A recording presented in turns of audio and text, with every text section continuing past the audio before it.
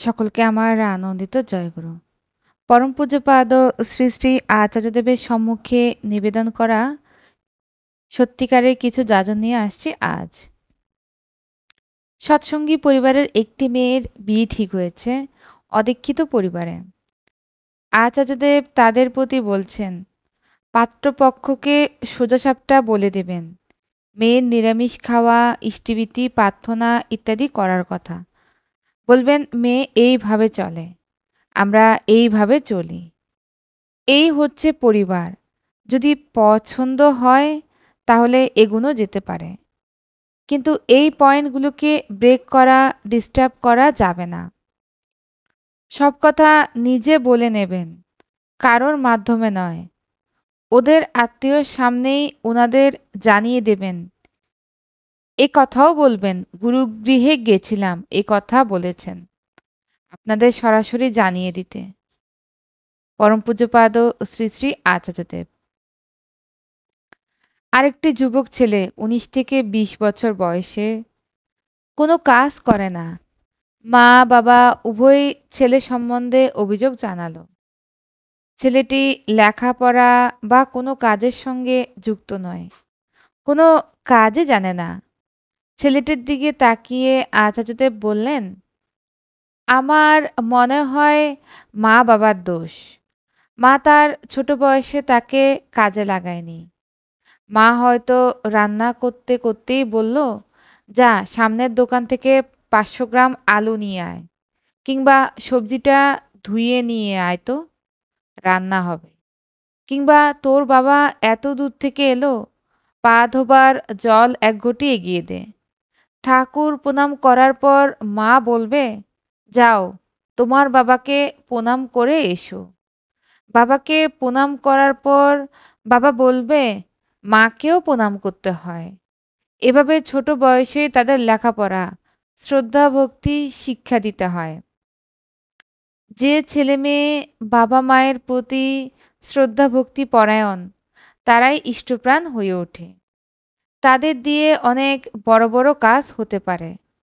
তারাই কালে কালে করিতকর্মা হয়ে ওঠে।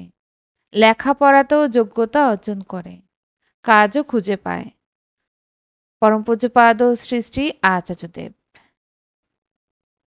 এক মা তার ৬-৭ বছরের ছেলের জেদ বিষয়ে অভিযোগ জানালেন পরম পূজ্যপাদ শ্রী শ্রী আচার্যদেবের কাছে। জিনিসপত্র ভাঙে, কিছু বললে লাথি মারে। আচার্যদেব মাটিকে বোঝাতে গিয়ে বলছেন, এর জন্য মূলত ছেলেটি যত না দায়ী, আপনি তার চেয়ে অধিক দায়ী। ছেলে জেদ করলে তাকে একা ফেলে রেখে চলে যাবেন। যতক্ষণ না ও নিজে ফিল করে যে জেদ করলে আমি একা হয়ে যাব, এই মনোভাব না আসা পর্যন্ত কিছুতেই তার কাছে যাওয়া চলবে না। ও যখন নরম হয়ে আপনার কাছে আসবে, তখন তাকে বোঝান, স্বাভাবিক আচরণে আসা। মাটিকে এটা পারবেন? এই প্রশ্নে মাটি দ্বিধান্বিত, বলেন, ও নিজের মাথা ঠুকতে থাকে।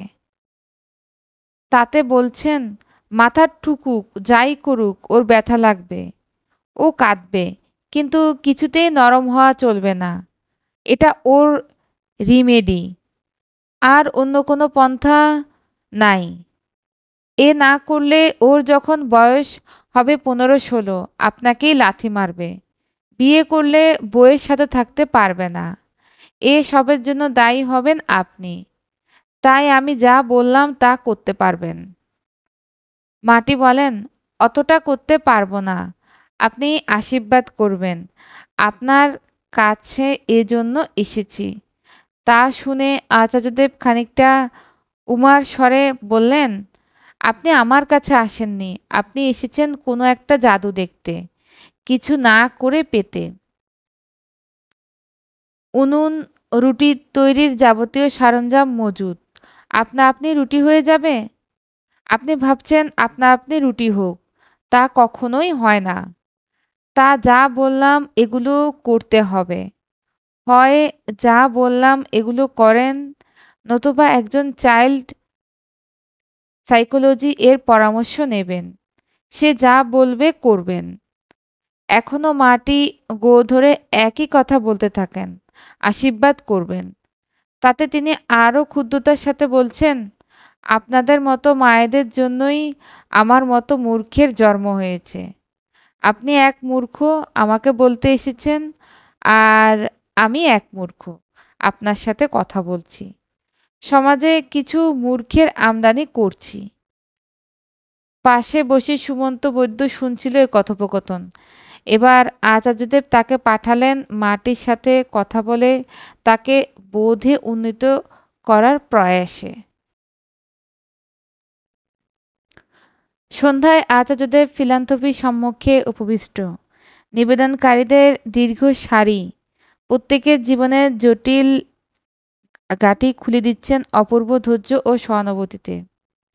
এ ভিড়ের মধ্যেই মুর্শিদাবাদ থেকে আগত এক মধ্যবয়সী ভগ্ন হৃদয় দাদা এলেন তার অন্তরের কষ্টের থলি খুলে ধরতে।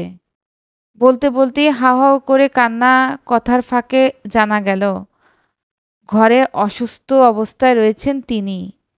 85 বছরের বার্ধক্যাকীর্ণ জরা মা, এক পক্ষাঘাতগ্রস্ত ভাগ্নে, বিধবা অসুস্থ দিদি যার সব দায় তার কাঁধে, আর স্ত্রী সে আলাদা থাকে পিতৃগৃহে। সম্পর্ক ছিন্নপ্রায়। মাসে মাসে টাকা পাঠাতে হয়। 5,000 টাকায়ও তার চাহিদার সীমা নেই। এ সব চাপ সামলাতে না পেরে তিনি বিড়িতে আসক্ত হয়েছেন, ভেঙে ফেলেছেন স্বস্তায়নী ব্রত।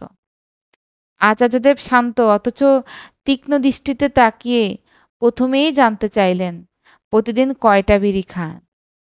দাদাটি কুণ্ঠিত স্বরে বললেন 3-4 বান্ডেল। আচার্যদেব মাথা নেড়ে হিসাব করলেন। বছরে ন্যূনতম 5,400 টাকার নিছক ধোঁয়ার পিছনে উড়ে যাচ্ছে। শুধু অর্থ নয়, ফুসফুস শরীর মন সবই ধ্বংসের পথে। তারপর হালকা ব্যঙ্গভরা অথচ গভীর তীক্ষ্ণতায় বললেন, দেখো, একদিক দিয়ে তো তুমি গৌরবময় কাজই করছো, নিজের শরীর ক্ষয় করে সরকারের রেভিনিউ বাড়াচ্ছ, বিড়ি শ্রমিকদের রুটি জোগাচ্ছ, কেন্দুপাতা সংগ্রহকারকদের জীবিকা নিশ্চিত করছো। মহর্ষি দধিচি যেমন তার দেহদান দিয়ে দেবতাদের সাহায্য করেছিলেন, তুমিও তো তেমনি নিজের ধ্বংস দিয়ে সমাজের নানা স্তরের উপকারে লাগছ। বলো, ঠিক বলছি না? দাদাতে মাথা নিচু করে চুপ। নিজের অবস্থার করুণ পরিণাম অনুভব করে বললেন, আস্তে আস্তে ছেড়ে দিব ঠাকুর। আচার্যদেব এবার রুদ্ধ স্বরে বললেন, যেন শেষ পেরেক ঠুকি দিলেন, না রে ভাই, আস্তে আস্তে নয়, এটা সুইচের মতো, হয় অফ নয় অন, মাঝামাঝি কোনো জায়গা নেই। একবারেই ছাড়তে হবে, নইলে এ নেশা তোকে ছেড়ে দেবে না। পরম পূজ্যপাদ শ্রী শ্রী আচার্যদেব। এতক্ষণ আমরা পরম পূজ্যপাদ শ্রী শ্রী আচার্যদেবের সম্মুখস্থ নিবেদন করা যাজনগুলো শুনছিলাম। সকলকে আমার আনন্দিত জয়গুরু।